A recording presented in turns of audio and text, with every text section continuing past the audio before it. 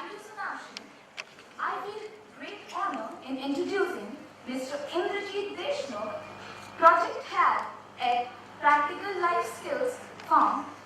Sir runs an NGO, Santulan, where they provide free treatment to people living with alcohol and drug addiction.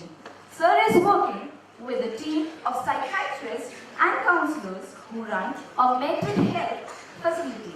They create to people having issues with substance abuse, geriatric issues, and a broad range of psychological disorders. He has volunteered as a member of NGO Wake Up Pune. Sir takes keen interest in experimental psychology and developing client-centric simple approaches. Now I request Sir to address our audience with his words of wisdom.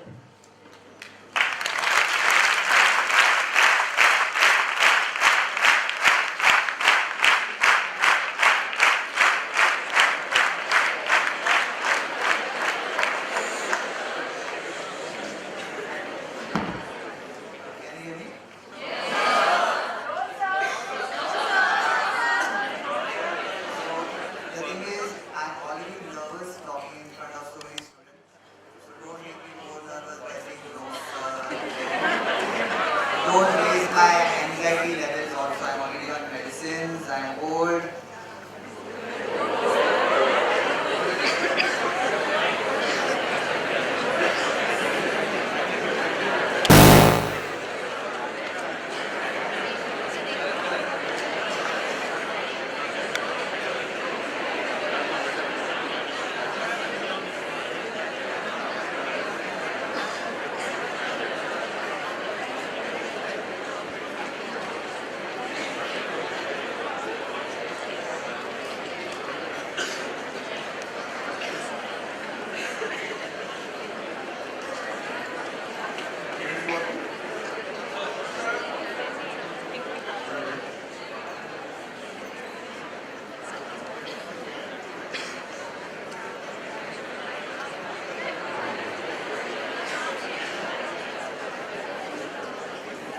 Okay, once again, can you hear me? Everyone? So my father is a scientist and he does these experiments with rats where he puts plugs on them and gives them a shock.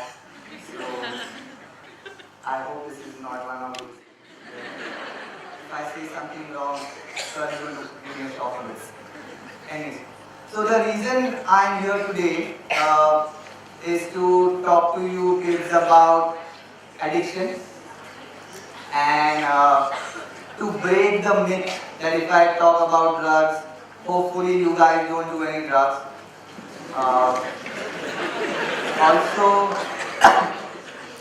Also to give you some gyan on what to do if you know someone who's addicted, some family member or a friend, what to do when you come across such people. And while they were introducing me, they said I was an industry expert. I don't know about expert, but I do belong to the mental health industry. And it's not so corporatized as yet. A lot of work that we do is very haphazard. And hopefully after this lecture, you guys will love me and request, I'm hoping, you guys will love me and request your faculty to do your internships with some mental health organization or a hospital. So that's the hope for the lecture. The lecture is going to be a little boring, so you have to bear with me. And it's going to be in two parts. But the first part I'm going to tell you a story, and the second part I'm going to talk about a lot of brain biology, a lot of experiments that Hitler did, and in the last part I'm going to tell you what to do. So keep your wallets ready. We do accept credit cards also. Hey, don't laugh, it's not a joke. So anyways, we know how a story starts. Do you know how all stories start? So intelligent. So, once upon a time,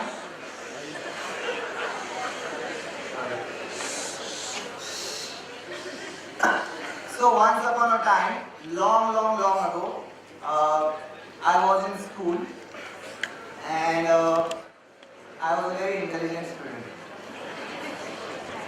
Yes, I was. So, my the worst rank that I got in school was 7. I came 7 and one of my arch enemies in school, he got the 5th rank and I was very angry with myself that, how can he get the 5th rank and how did I get the 7th rank, and I was very pissed off with myself. I want you to pay attention to this story because it's a true story.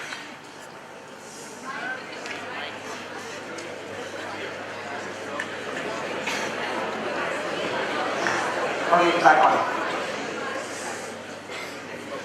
So, every time the technical guy finds my story boring, he's going to mute me.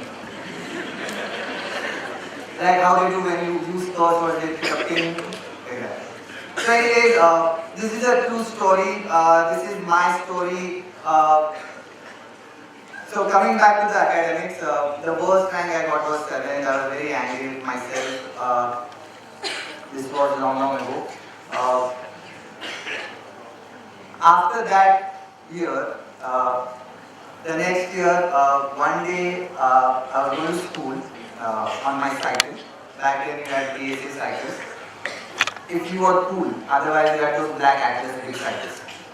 So I was cool and I was going on my BSA cycle to school, and I decided that I shouldn't go to school today. And I decided that I will go to the Pune University. I always used to go to the Pune University and I always used to hang around the philosophy department. It's outside. There was something very romantic about the Pune University back then, with the trees and less population. So I always used to hang around there. So I decided that I bunk school and I go to Pune University. I had done this before in my life. I had bunked school and I had gone to the Pune University. But this time it was different. This time I decided that I will go to the Pune University with a pack of cigarettes. For some reason it came to my mind that I need to smoke cigarettes. So I went to the pawn shop near my house, and I'm not endorsing any brands here, but I went and I bought a pack of Bristol cigarettes, which were not my choice but which were in my budget. So I bought a full pack of cigarettes. I went alone to the Pune University Philosophy Department and I started smoking for the first time in my life. I tried smoking. 1 cigarette, 2 cigarettes, 3 cigarettes. I had many hours. But nothing seemed to happen to me. Means that whole thing about smoking and what it does, I had fantasized that this will happen, that will happen. Nothing happened. So I finished about 5-6 cigarettes. I spent around 3-4 hours there. And suddenly, I felt nauseous. I got cramps in my stomach. And because I had bunked school and I was in my school uniform, it was a very bad uniform. We had a khaki shirt and a khaki half pant. And boys from other schools used to tease me, Hawalda. So already I was embarrassed with my school uniform and I was bunking school, so I had hidden in a bush in the university. And then I felt nausea and I got these cramps. I couldn't crawl out of the bush. So I was there only for quite some time. I had nothing to do. I was waiting there. After a few hours, I managed to crawl out of that bush and get on my cycle, and I reached home. That's it. The incident finished there. After that, I didn't smoke for around 4-5 months. It was a horrible experience. and things were back to normal. I was going to school.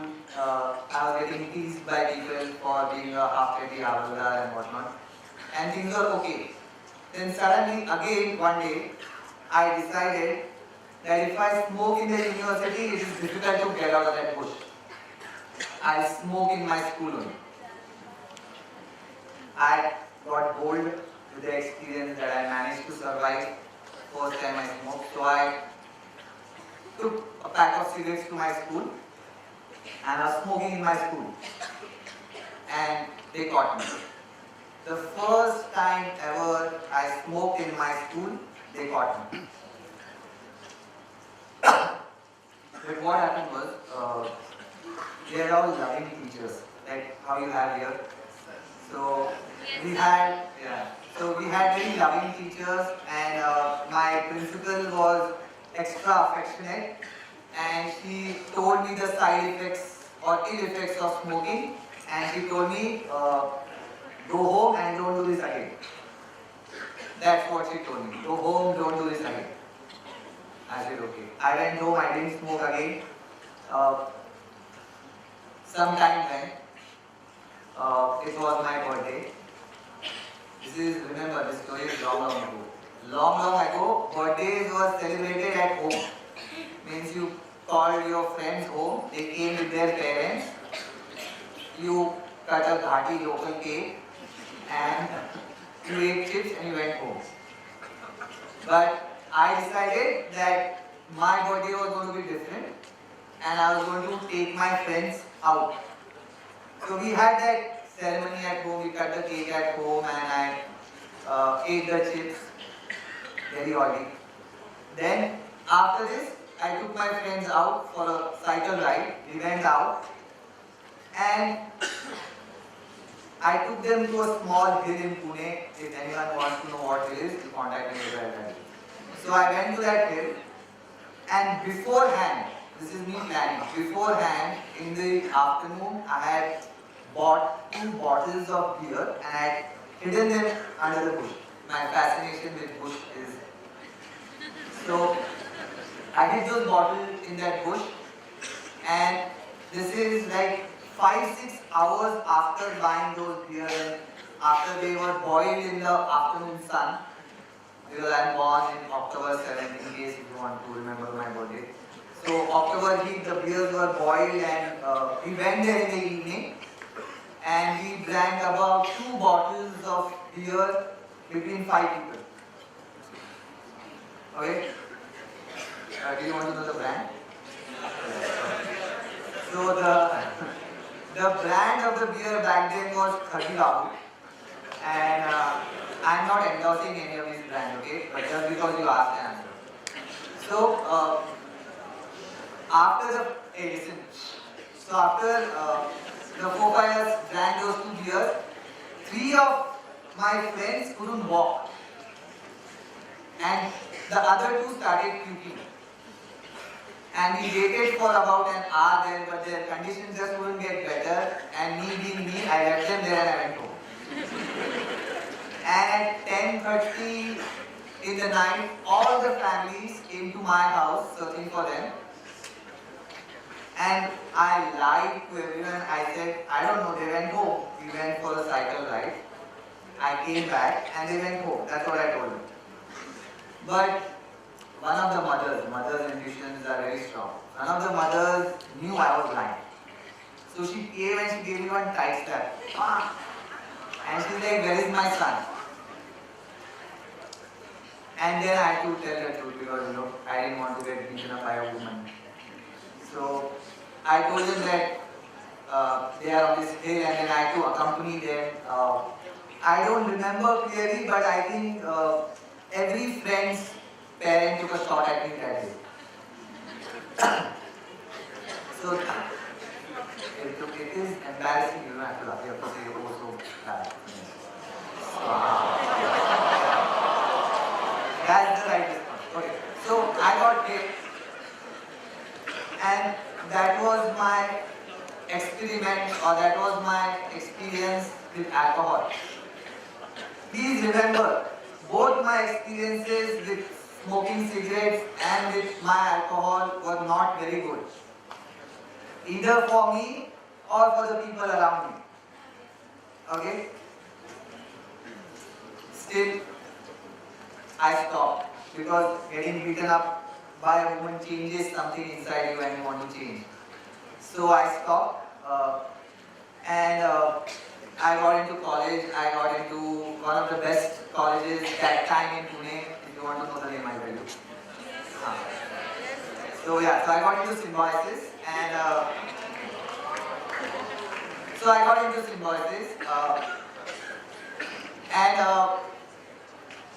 remember, I came from a school where I had to wear khaki half pants, and it was the only boys' military school.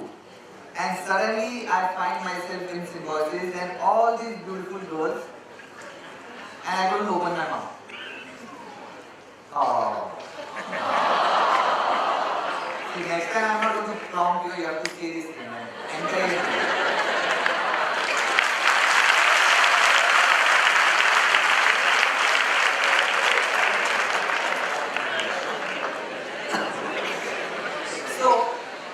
I was so overwhelmed in the college that I didn't feel like attending the college. I would feel very dumb when I sat in class because all these people had answers to all the professors' questions, and in school I was very intelligent, remember?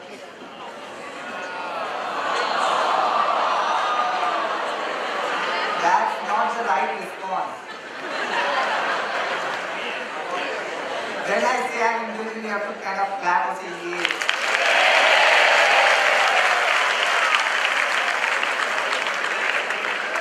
Okay. Also remember, don't waste time, otherwise this will continue till 10 o'clock. Oh. Okay. As we go along, I will improve your repertoire of responses, but for now this is good. So, I didn't attend college, I didn't give any exam, and it was not a surprise that I failed. Okay? And I don't want to say had, but I have a father who's got his PhD in microbiology, is very intelligent. And remember, I had to go home and tell my father that I have failed 11th standard. Okay?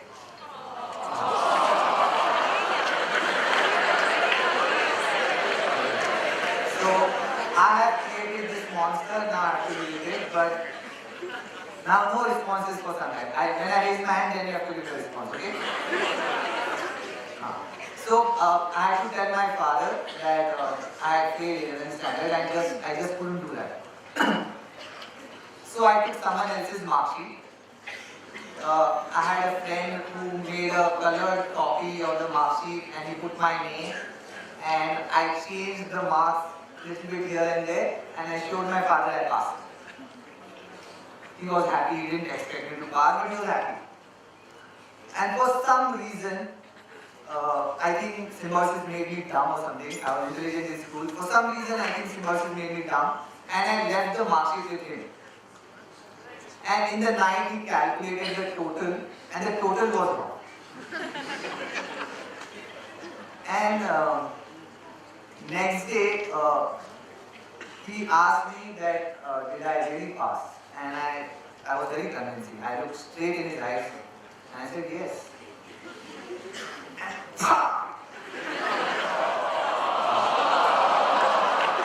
Did I raise my hand? That was for the slap.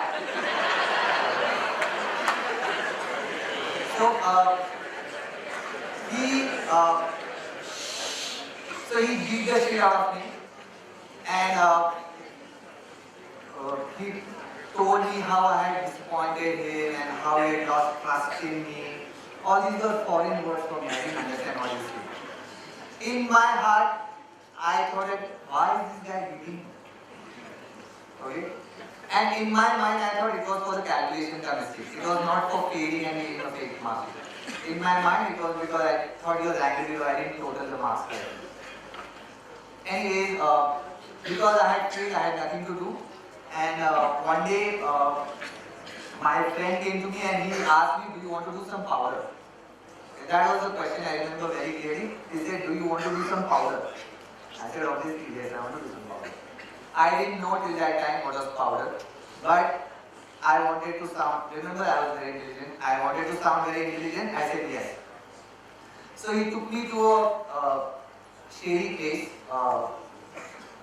It was a very run-down society, and we went there, and that was the first time in my life, way back in 1995, I did heroin for the first time, or they call it brown sugar, whatever you know. So the way we did it was that you run, I'm telling you how to do brown sugar, but don't do it, okay? So you put it on a silver foil, you burn a lighter under it, and you inhale the smoke, okay? Don't do this at home, I'm an expert, so you don't do it. So I did, and when I was there, some other guy came there, and he used the injection for the same brown sugar. And in my mind, I thought it was so cool. I was trying to follow the smoke and inhale the smoke, and here was this guy who took out the injection. He had like a small bag. He came like an executive. He opened the bag. He had a nice syringe in it. He had a spoon in it. He had a candle in it. These are the apparatus that you need to cook heroin. You don't cook it. So he made and he injected himself, and the change in his eyes is what attracted me. It's as if everything behind the eyes went numb. And that was the feeling I had. I wanted everything behind my eyes to be numb. So the friend who I went with, I told him, boss, I don't want to do this shitty chasing the smoke and whatnot, I'm going to inject myself. And he says, people die in that, you don't do it, and you're a good friend, he told me, don't do it. Even the drug peddler says, don't do it. There's a very nice drug peddler, I'll tell you the story. He told me, don't inject yourself with drug. So the guy who was selling the drug told me, don't do it. But me being me, very intelligent, remember. Me being me, I said, no, I want to do this. So next day, I went on my own and I waited for this guy to come. I waited for about 2-3 hours outside that place for this guy to come. And as soon as he came, I told him, I want to inject. And he being a drug addict, he said, you have to pay for my brown sugar, then only I'll teach you how to do it. And he being very intelligent, I said yes. So I paid for his drug, I paid for mine, and that was the first time in 1995 that I injected myself with the first shot of brown sugar. And that was the first time in my life that everything behind my eyes went numb. All the stress I had about college, all the stress I had about my father, or all the stress I had about being socially awkward, it just went up. And that was the first time I could buy that feeling. Otherwise, you would get those feelings for, I don't know, for some people, they study for like 1 whole year and then they get that market, they get that feeling of happiness. Or for someone else, it's falling in love. For someone else, it's something else. For someone, it may be buying a brand new car. But for me, that feeling that I got that day, for a paltry amount of money, back then it was so very cheap. It was an amazing experience. And from 1995 to the next 10 years of my life, I just kept going again and again for that feeling. And I want to clear some myths here. People think that when you inject, you get high for 10 hours. It's not like that. When you inject, you get high only for 5 minutes and you come down. As soon as you go high, that's when you come down. It's just a 5-minute trip. And I spent the next 10 years of my life. I destroyed my life, I destroyed my family's life, I destroyed my neighbor's life, I destroyed many other lives just for that 5 minutes of pain relief. Just for that 5 minutes of being numb. And during these 10 years, I had many adverse experiences about drug addiction. Uh, I ended up in jail for some time. Then, because I was intelligent, I thought I should move to Bombay because drugs are cheap there. So, I moved to Bombay because drugs were cheap in Bombay. And within a month, my money got over and I ended up living on the streets of Bombay. And I was living on the streets of Bombay for a very long time just because I wanted to be in Bombay because the drugs there were cheap. I was very loyal to brown sugar and heroin, it's the same thing. I didn't do any other drug. I was very loyal to my drug. And my whole life, from being academically achieving student to living on the streets of Bombay, went like from there to there in just a few years. And some of the things, I don't want to get into every detailed story of what happened, it's not related to what I'm doing here. Some of the things that I did for which I went to jail, or some of the things that I did to survive on the streets of Bombay, they still come to me. It's very easy to con women and live on the streets of Bombay. They have a very nice. Oh, is it working? I thought you didn't like that part. So, anyways, after being on the streets of Bombay for a very long time, after doing drugs for a very long time, it was fate when one of my relatives found me living on the streets of Bombay, and by force, not by choice, by force he got me back to Pune, and my parents were willing and they were very loving that they decided to get treatment for me. And I was institutionalized. I was in an institution for 1 full year. It took them that long to get me little okay, I'm not full okay, but little okay, they took 1 year. So I was in the institute for 1 full year. What happened was when I was in the institute, I realized that a lot of people who are not related to me, a lot of people who didn't have anything to do with me, tried to help me. And they went really out of their way to help me.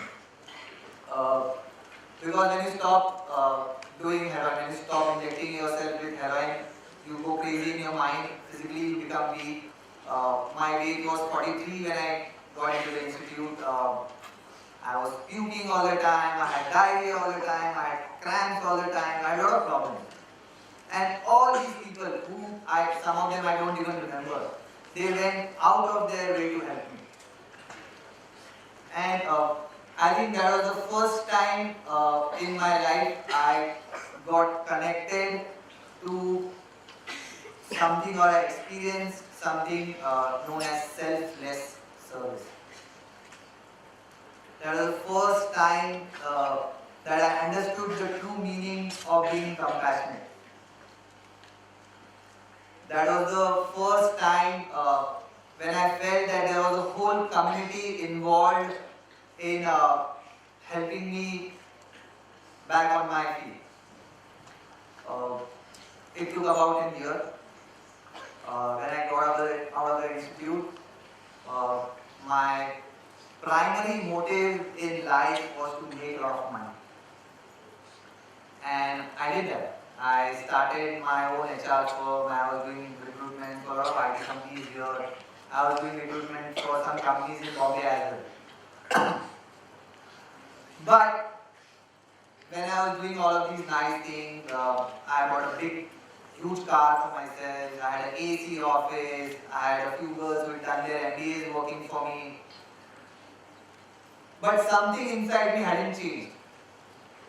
I was still that conning, scheming person, and I was still very ruthless.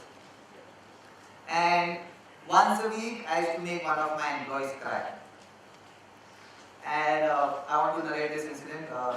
Remember, this is when I had stopped everything. I was not even smoking. I was not drinking alcohol. I was not even smoking cigarettes. I was not doing anything. I was clean. I was making lots of money. One day, some HRs were supposed to come to my office and they were supposed to have a meeting early in the morning. Generally, my office opened at 10. They were supposed to come at 9. So I went early. I instructed my office boy to come early to open the office. We reached there at 10. Everyone reached on time. My office boy didn't show up. He showed up about half an hour, 40 minutes late. I didn't say anything to him back then. At that time, I finished my meeting. I finished the day. But when it was time to shut the office and go, I locked my office boy inside the office and I went. So I locked him inside the office. I came the next day to open the office.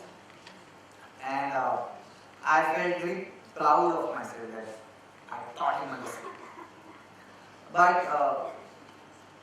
when I did this, I realized that, the Indrajit who was doing drugs was just like this Indrajit. The only difference was there were no drugs this time. I was still the kind of guy who had the mentality to do things that will send him to jail. I was still the kind of guy who had the mentality to con people. But the only difference was I was more efficient now because there was no drugs in my life. And that's when I realized that I had to change the way I live. And so overnight, because I'm very intelligent, overnight I decided I'd shut my office. I shut my office and I had some money, so I was sitting at home doing nothing for the next 6 months. And one day I got a phone call from my friend saying that he ran a small IT company here. He said that I have a corporate social responsibility project. We have to make websites for NGOs. And since you are not doing anything, I want you to head this project for me. I'm very sure it was not out of the goodness of his heart. He wanted someone to work for him for free. So he gave me that project and I started visiting NGOs to gather information to make their website. And I joined this NGO who did work with people with HIV and AIDS. And while working with them, I realized that a lot of people who had addiction-related issues had got HIV/AIDS because risk-taking behavior is there, impulse control problems are there, so a lot of addicts had HIV/AIDS. And that's when I decided, I think it will be false to say I decided, there was someone else who was working with me who decided to start an NGO for these people. And I decided to join him in this work. And that was the first time we sat down and we made plans that we'll start an NGO where we'll give free treatment to people with addiction-related issues. And the reason we decided we'll give free treatment was because when I was living on the streets, I didn't have any money, and if not for my parents, I would still be on the streets doing drugs. So we decided that we'll open a free treatment facility, and we opened that, and till date we are running it successfully. I think we've treated over 1,000 people free.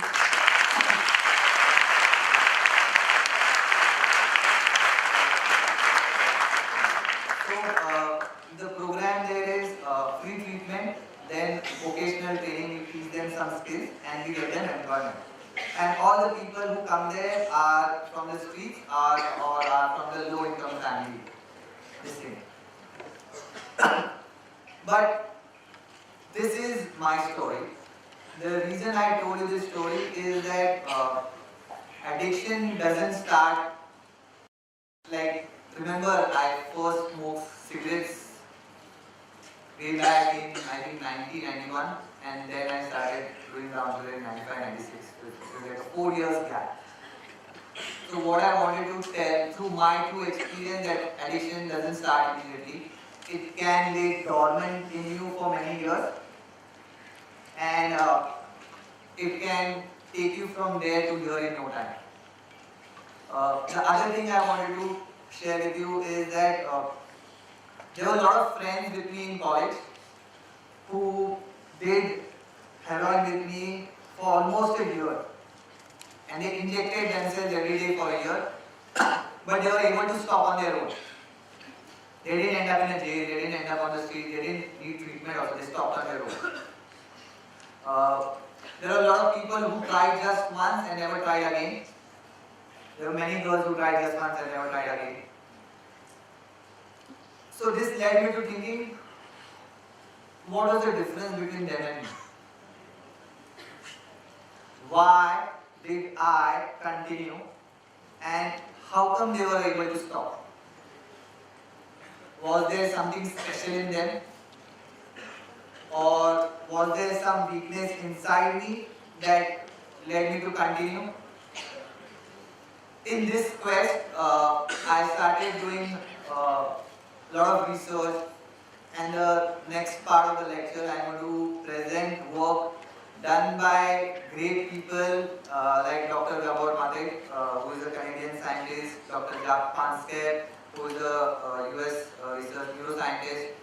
A lot of these people have done great work which has helped us develop our treatment plan, and which has helped shape my life post-addiction. So, one of the experiments is I need 2 volunteers to come on stage. Yeah, come on. One girl, one boy.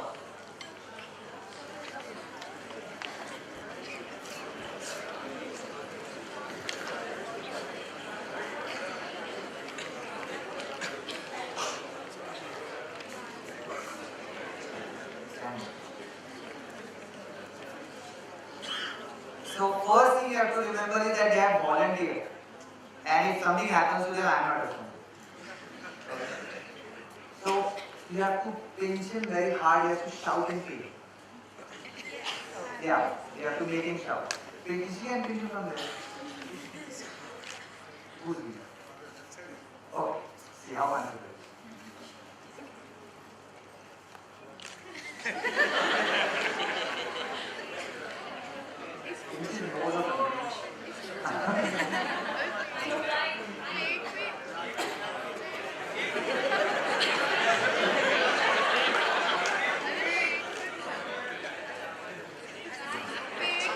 Okay, my experience has failed, but I still got the fun of seeing him pinch. So, what happens is, when she pinches him and he feels pain, and if you put him in an, what's his name? Sumit Saxena, if you put Sumit Saxena in an MRI machine, a part of his brain will light up. That part is responsible for pain, relief and recognition. When you get physically hurt, understood? Now your turn, you have to insult her. You spot, you want to punch her? You have to insult her, don't touch her. Hey, this is allowed, huh? You are volunteer.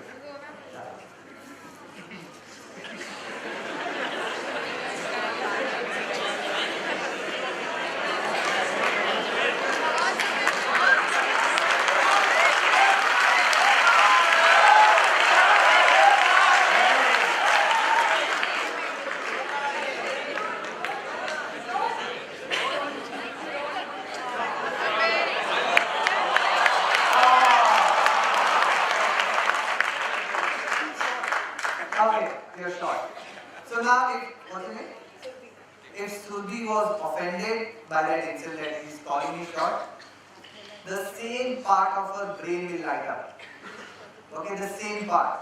So what this experiment proved, that the same part of the brain is responsible for pain relief, for physical as well as emotional pain. So, yeah, a clap for that.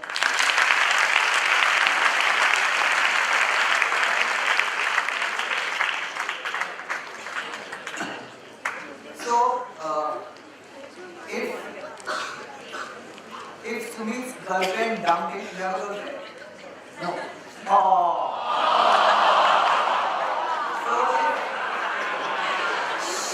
So if Sumit's girlfriend dumped him and he experiences emotional pain, the same part of his brain will light up. And if Sumit's girlfriend slaps him, the same part will light up. what drugs do is they will numb this part. They will numb this part. So whatever pain that you have, physical or emotional, the drug will numb it. And that's why the addiction is there. It's not because of the substance. It's because if inherently there is some pain inside and you're not able to deal with it, and someone introduces you to a drug, you get addicted. There is nothing in the drug that will intrinsically make you addicted. There was a research done on soldiers who fought in the Vietnam War. You know Vietnam War? Yes, sir. Which year? Okay. This is not a test. Whichever year, in Vietnam, heroin was very popular. Basically, the Viet Cong, the VC used drugs to finance the war, and it was very popular. And a lot of US soldiers got addicted to heroin when they were in Vietnam. And they did copious amounts of heroin when they were in Vietnam for over a period of 2 to 3 years. But when these soldiers returned home,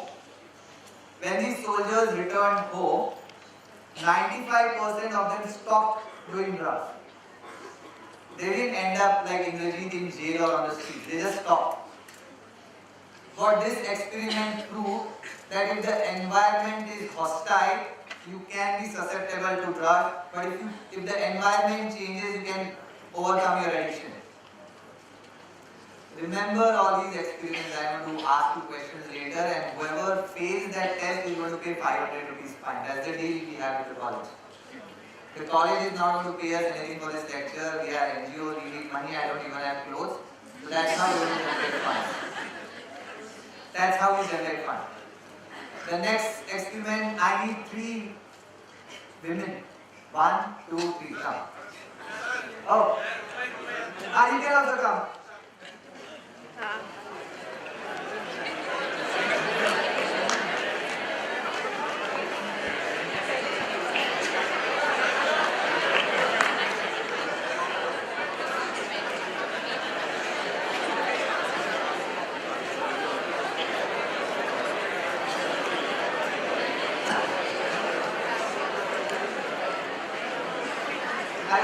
Guys not coming?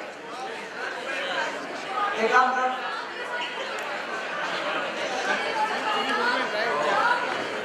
There are many experiments I call it.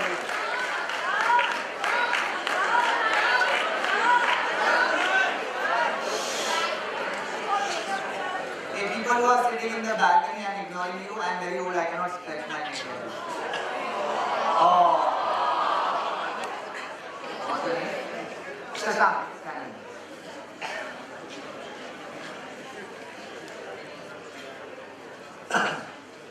So say, what's it? Mahima, Rashmi, Pooja. So say for example, Mahima, Rashmi and Pooja are mothers. Okay, how many kids do you want? 2.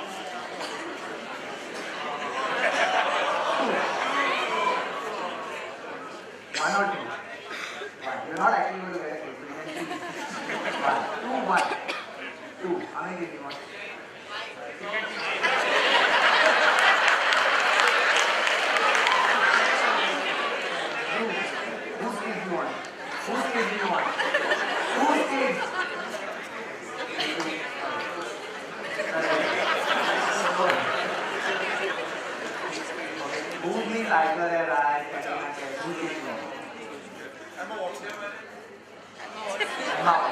Some Hollywood I'm not aware of.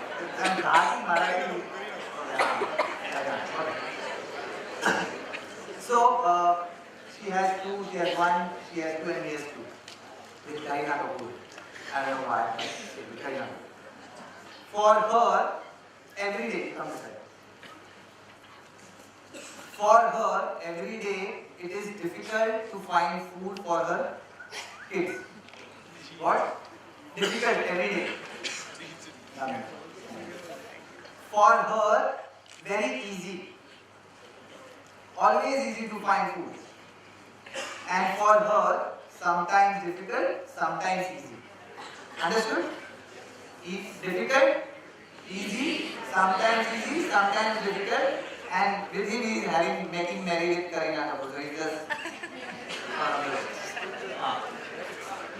out of these three, he is very happy. Out of these three, who will be the most under stress?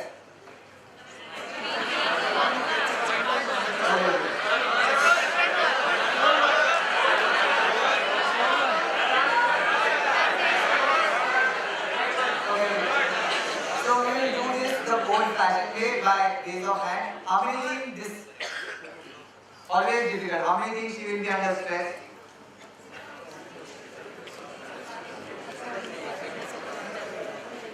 Okay, a few people. How many think she will be under stress? Yeah, you can raise your hand. Don't be shy. She is always easy to find food. Why will she be under stress? Just like that. You want her to be under stress, that's why you're saying that. For her, how many things? Okay. Now, honestly, how many people have raised their hand twice? Okay. Right? Okay. So, all of you are right. She will be the one who's under stress. And why? That I told, but why? Yes. Who said that? Uncertainty? Yes, he's my favorite student in this whole college.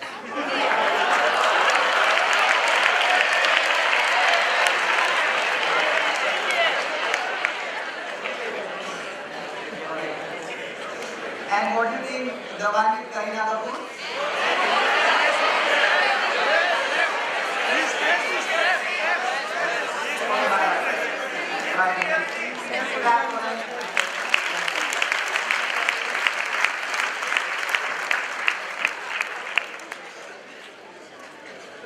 Uncertainty is the word.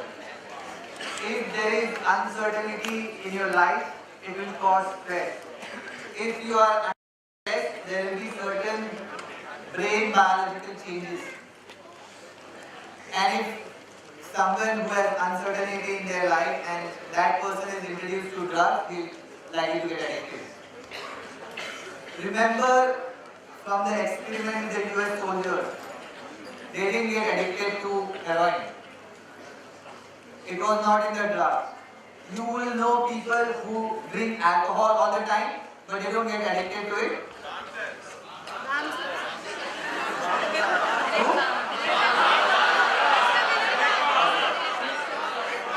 Okay, thank you for taking that name. I know him personally. I will convey your good wishes to him. In fact, there was an obituary in today's paper about some bouncer being dead and there were rumors being circulated that he's dead. Rumors. Anyway. Okay, come back to our lecture. So, what these experiments done by these great scientists prove that the addiction is not in the substance. The addiction is in the brain biology. Now, one of the best experiments ever done to understand the functioning of the brain was done by Hitler's scientists. What they did was they took newborn babies and they kept the babies in the dark for 2 years. How many years? 2 years. Wow, all of you are paying attention. So they kept the babies in dark for 2 years. After 2 years, when they exposed the babies to light, all of the babies were blind. Oh.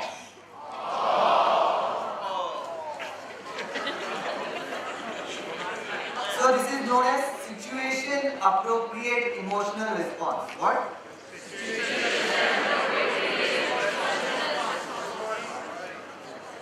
Addicts don't have this. And because you have, you are not addicts. So easy. So the reason the babies became blind was because the visual cortex was not exposed to light. Because certain conditions weren't there, that part of the brain did not develop. So, when I was growing up, we belonged to a very low income family. There was a lot of stress. It's not like my parents didn't love me, they loved me a lot and they tried to give me everything they could. but they both were under a lot of stress. And that stress gets transferred to a child. Again, an experiment done by the people during Nazi occupation of Hungary. They realized that all the Jew babies were crying. All of them. All the Jew babies were crying. And the Jew babies did not know about Hitler. They didn't know what was war.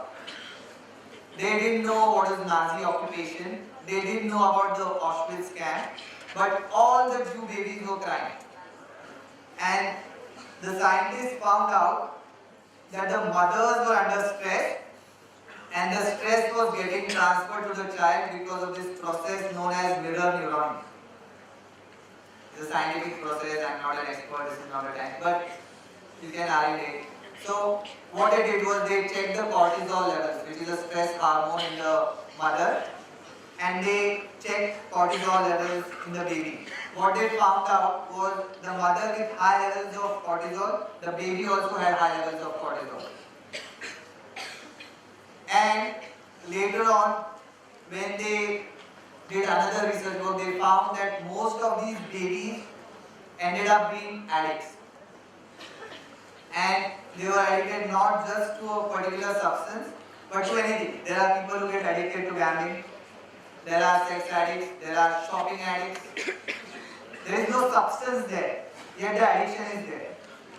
And the only reason the addiction is there because certain part of the brain did not develop for these people when they were children.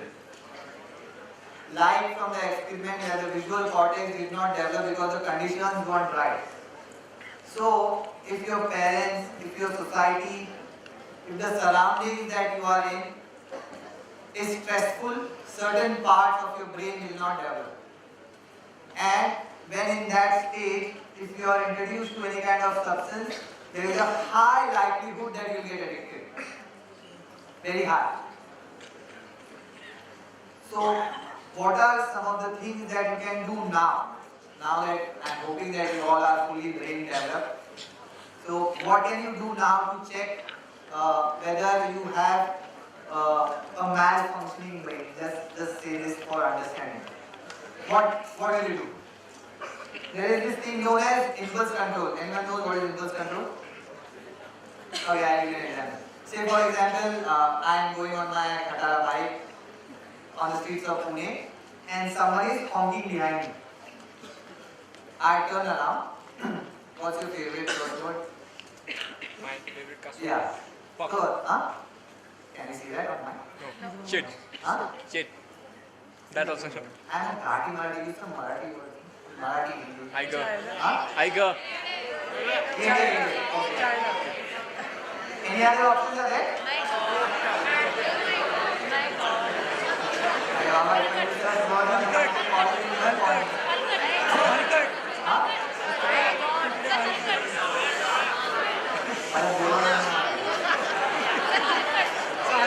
Anyways, calm down. So, let's just use this word shit. So, I am riding on my Khatara bike and there is this honking behind me and I turn around and I see this guy honking and I say shit. Doesn't sound like I said shit. So, day one finished. Next day again I am riding my Khatara bike. Again someone is honking behind me. This time I turn around and I see these two huge guys. Am I going to say shit? Oh shit. Yeah. I'm not going to say shit because there is likelihood that these two huge guys will catch me and beat me. This shows my impulse control is working. Sometimes it is not working. You see a beautiful girl, whatever. So those people who listen realize your impulse control is not working.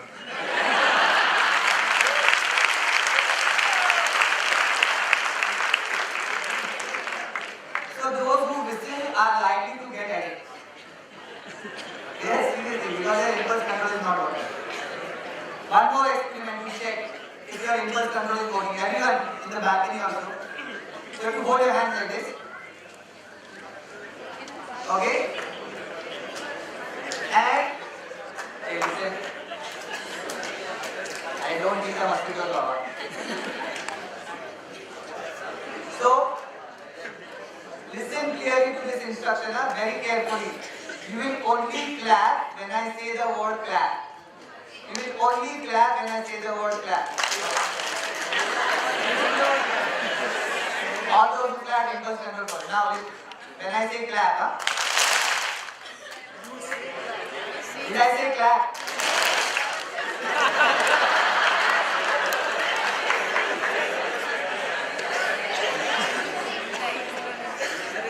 He's fucking idiot.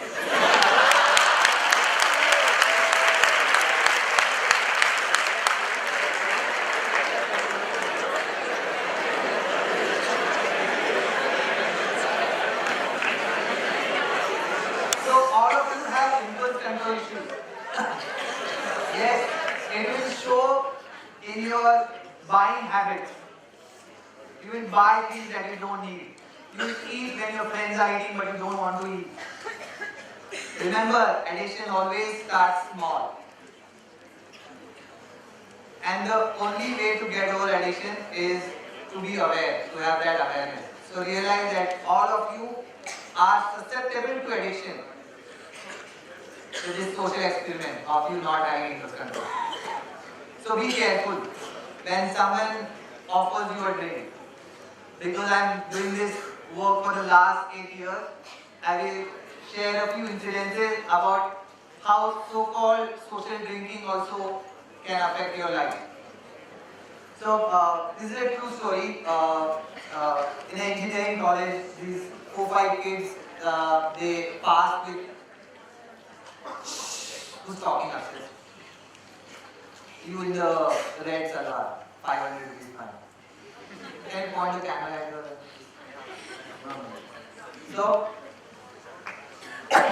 So these 4-5 engineering kids, they cleared their exams, they got high marks, and for some reason they decided to drink, and they decided to toss a friend in the air. So they caught him by his hands and legs, and they were tossing him in the air and they were catching him. And they were drunk. And in that state, they tossed him very high, and for some reason, all of them decided at the same time not to catch him. Oh. If you are laughing, then you don't have situation appropriate emotional response, likely to get addicted. So they tossed him, he fell on his back, he broke his back, and till this day he's paralyzed. Okay? This is social drinking. Another example. Any Marwadis in the house? So this is a true Marwadi story. It's got nothing to do with caste religion. A Marwadi girl, she went out with her friend.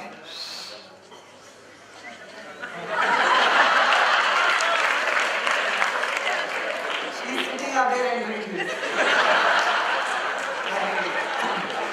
So this Marwadi girl, she went out with her friend, and for the first time in her life, she drank little alcohol, little, very little. When she came home, her father found out that she drank alcohol, and he went crazy. And within 20 days, he got her married to some village in Rajasthan. Okay. Obviously, the marriage didn't last because she was a city girl. She got married off to some village, and she was not at the right age of marriage. The marriage didn't last. It broke. She came back. And the only thing she found for pain relief was that alcohol. And then she began drinking very well. Alright?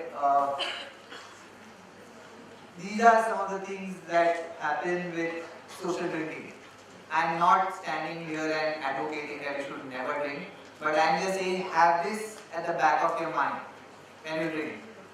Especially with girls, I have a client for the last 10-12 years, she's struggling with her alcohol addiction, and every time she's in a session, it all goes back to one incident when she started drinking. Apparently, on the first date that she went out with her boyfriend, she drank, and apparently the boy as well as his friend had sex with her. Now she doesn't know whether she consented or it was unconsensual. But till that day, till this day, that event is playing so heavy on her mind that she is not able to deal with that guilt when she is sober. So to get rid of that guilt, which is again pain, she drinks. When she drinks, that numbness is there, pain relief is there, but only temporarily. So she continues to drink till this day. And in her mind, that incident still causes pain. And in her mind, that pain relief is associated with alcohol. It seems like she is doomed now. I'm not saying that don't drink, don't smoke. I'm just saying that have these things in your awareness when you do this, when you try any substance. So, coming to the last part of the lecture, I know you guys are tired and have to finish at 8. Coming to the last part of the lecture about what you can do. I understand I personally didn't get much of an education, but from what I've heard and from the institutes and professors that I speak to, you have a very hectic schedule. You don't have time to come and join us, or you don't have time to do work here. But till now there's something that you can do. So again, I am a great believer in experiments, and I'm a great believer in promoting these experiments which they have on my experience are too. So in Washington DC, they did this experiment. About 2,500 people. They used to gather in a space and meditate for just 10 minutes in the evening. Just 10 minutes. And all they did was they wished well for themselves, and they wished for everyone in that session, and they wished well for everyone in the city. And this is a documented work that the crime rates went down in that city. Crime rates went down. So some of you sitting here would have doubts how it worked. So there were people like that there. They told them to do this again. So this experiment was repeated around 8-9 times, and whenever these 2,500 people used to sit, meditate and just wish well for others and themselves, the crime rates went down. This is just 5 minutes. So what I want to request you now is to sit comfortably and close your eyes and just follow my lead.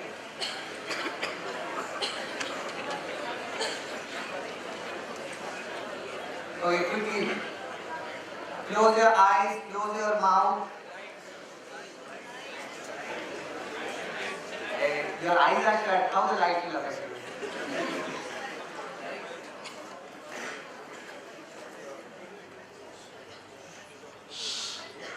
Balcony people.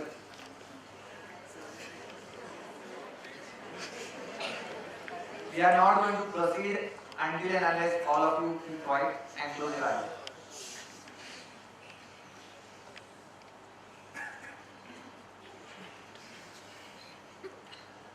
So, I'm going to say a little prayer. You have to repeat after me. This prayer has got nothing to do with religion, caste, creed, or any country. It's just a prayer that we want to say before we start meditating. Please keep your eyes closed, don't open them even after the prayer. Okay? Follow after me. May I be well. May I be well. May I be happy and content. May I be happy and content. May I be free from danger and suffering. May I be free from danger and suffering. May I be filled with loving kindness. May I be filled with loving kindness. May you be well. May you be well. May you be happy and content. May you be happy and content. May you be free from danger and suffering.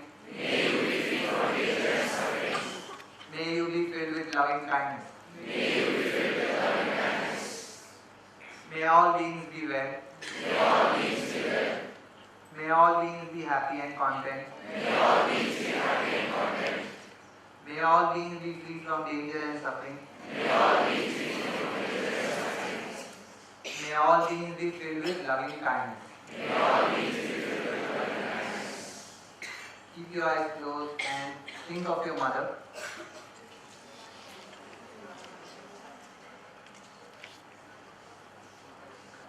And start wishing well for your mother.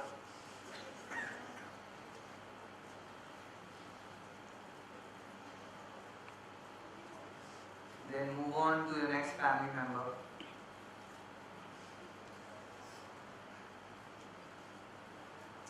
All you have to do is keep your eyes closed and wish well.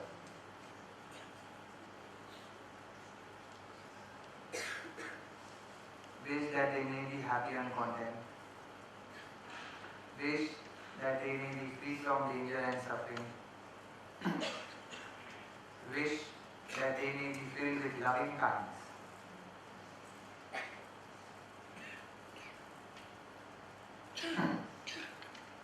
Now from your family members, move on to your friends.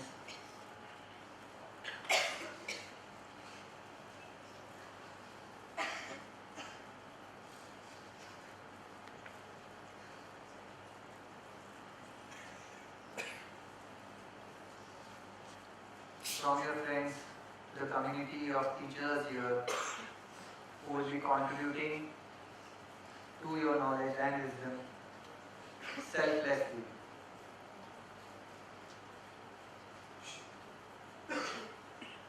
Then, for the support staff in the college who make these facilities available for you so that you can gain wisdom, so that you may become happy and content.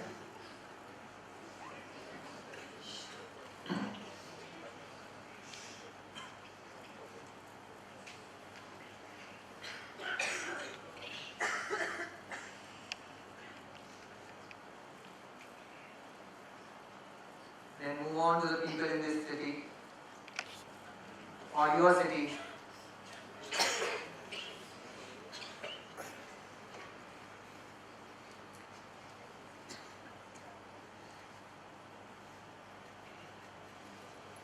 Then to the state.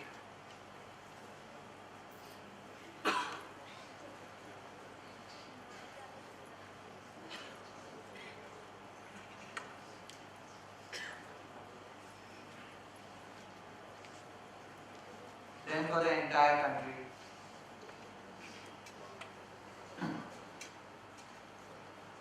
Allow your consciousness to expand and just wish well for everyone living here.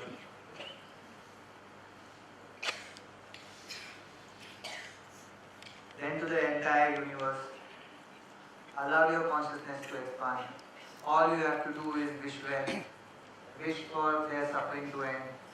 And wish for everyone to be filled with loving kindness.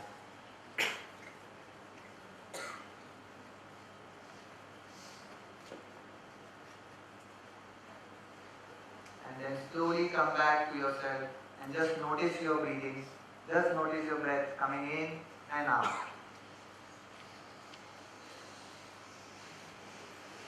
I'm going to count from 1 to 3. When I say 3, you can slowly open your eyes.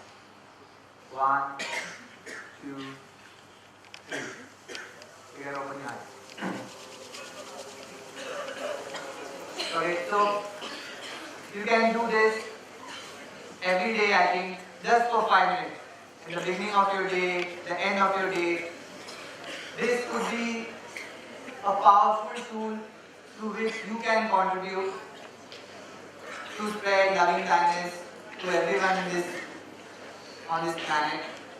And if you wish to do more, please feel free to contact us. We need a lot of volunteers, we need a lot of people who can help us in different ways. So please feel free, if you want to contact us, do get our numbers. You can, we have a Facebook page, Practical Life Skills Farm. So we have a Facebook page, Facebook Practical Life Skills Farm. You can look us up there, connect with us there. Or We have a website www.plsf.org. If you want more information or if you want to contribute in other ways, do feel free to contact us. And thank you for participating in this lecture. I know it was a very busy day for you. Since morning you are having lectures and I think they forced you to come here. And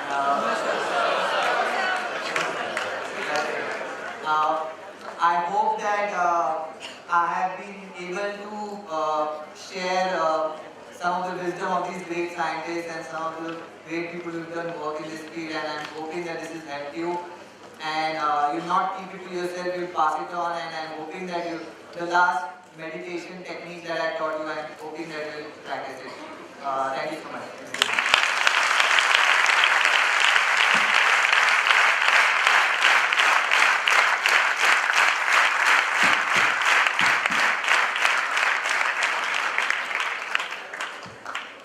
The house is open for questions now.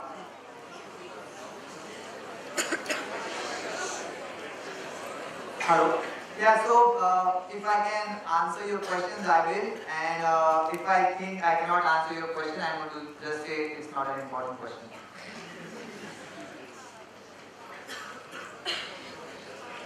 Anyone has a question?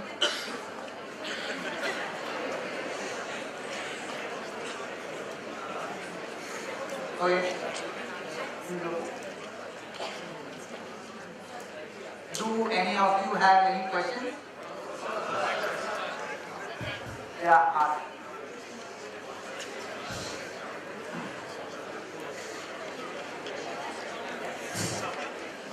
Hi. Looking cool, yeah. Looking quite cool. Thank you so much. I just want to ask you how to control the urge of addiction. How to just if you've stopped it, like I smoke. Just for the same, I smoke and I've stopped it. Okay. Then how to control it? And then एक दिन वो आएगा urge.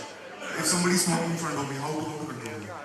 Okay, it's a valid question. He is asking what to do if you stop your addiction, how to control that urge or that craving. So the first thing for that is you need to ask yourself what is that substance doing for you. Say for example, it's a smoke. Smoking cigarette, nicotine is a stimulant. Stimulates your brain. So you need to find other things that will stimulate you. That is one thing. Second thing is because it's a stimulant category, things like food will release dopamine in your brain that will cut down your craving. So every time you feel like smoking, it will be great if you can pop a chocolate or something. That's the basic answer I can give. I can give you a detailed 1 hour answer, but this is the answer. I hope I am helpful.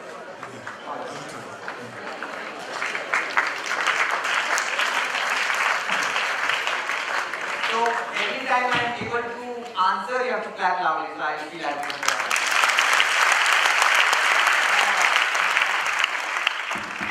sometimes it does happen that you don't realize that you've done something. It's so impulsive that it happens in a fraction of a second. So how can we stop that? How can we control our mind over matter? Okay. So what he is talking about is impulse control. Sometimes, like for example, you abuse someone and later you realize that you abused it. You buy, the girls will relate, you buy something from the mall which you don't need. When you come home, you see,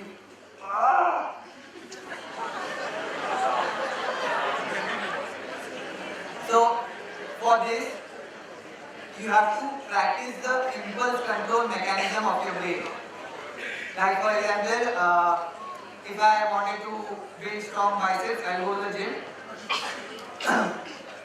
Only after going to the gym for over a period of time and only after lifting certain amounts of weight, the bicep will become strong.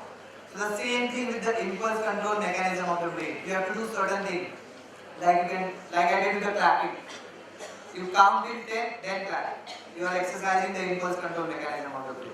Or only on your out breath. When you breathe in, only on your out breath, you draw a line. These are certain things that we do at the center to help practice the impulse control mechanism of the brain. So you have to keep doing these things to gain control over your impulse.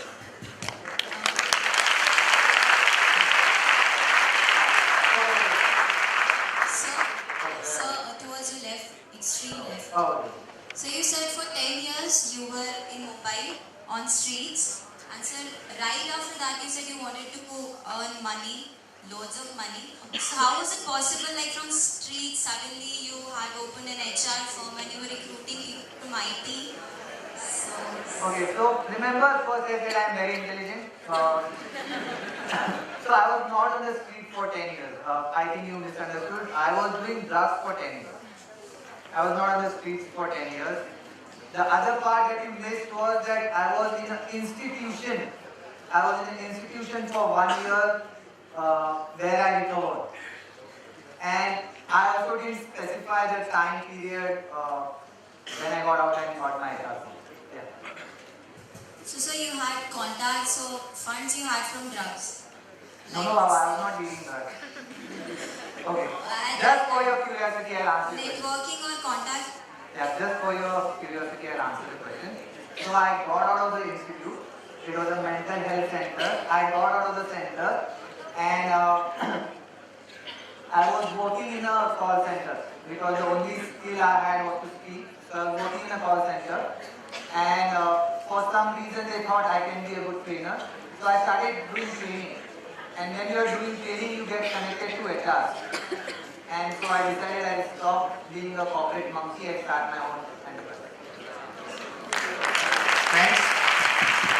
So, since we are running short of time, so this will be the last question. Oh, Sir, you talk about the child who, the mother who had stress and the child also inherited property after birth. So, can we do something about to enhance that deficiency in that child? yeah. So, yeah. It's a very good question. What if someone with a deficient brain biology who's grown up in a stressed environment, what can we do for him?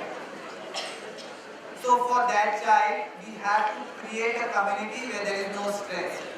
So I don't make fun of someone who speaks with a North Indian accent. I don't make fun of someone because of the shape of their body. I don't make fun of someone for loss of hair or long hair. So we create a loving and caring community. Only then can we deal with that deficiency. I hope I answered it. Sometimes that person curses himself, not knowing that he has a deficiency because of that genes. So sometimes it also creates more stress. So what could we do to help him? So the main thing is that you need to have this thing known as psychoeducation, where you need to educate people that whatever they are experiencing is not because of themselves, it's because of the community that they were in or because of the conditions that they grew up in. That's the only option.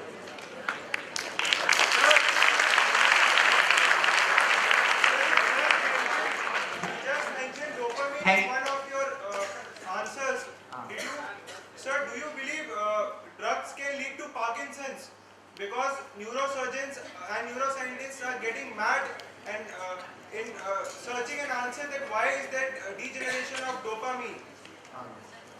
So I am not an expert in Parkinson's, so I didn't understand your question.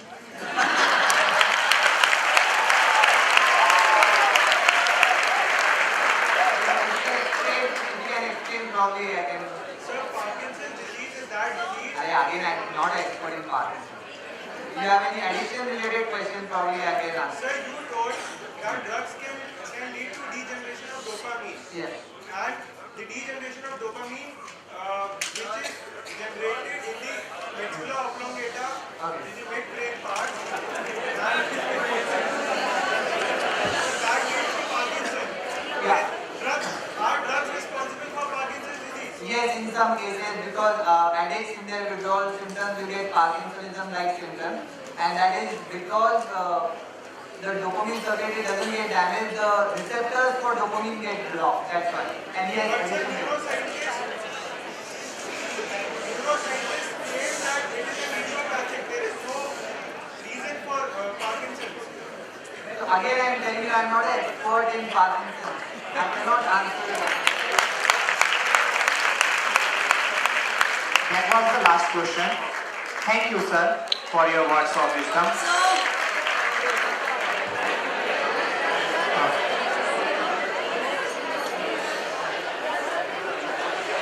You don't ask difficult questions. Ask.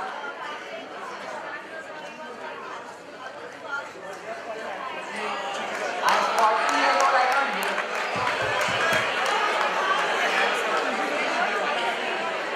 Hey, everyone shut up.